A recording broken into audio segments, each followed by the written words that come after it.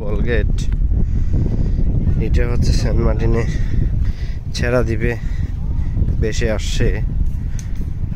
এটা হচ্ছে মালামাল পার করে। এটা তো এখনো মালামাল রয়েছে ভিতরে। আসলে ভিতরে ওঠার মতো স্কোপ আমরা পাচ্ছি না, ওঠার মতো এখনো পাচ্ছি না।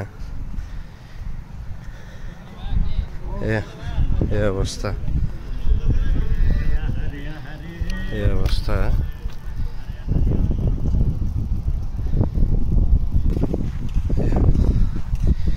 বলগেটটা বিশাল আকারের বলগেট, এটা এই অবস্থা।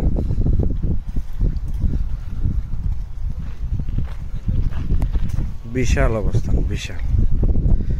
ওই যে জাহাজটা এখানে টাইনে আনছে, আমার কথা আর কি।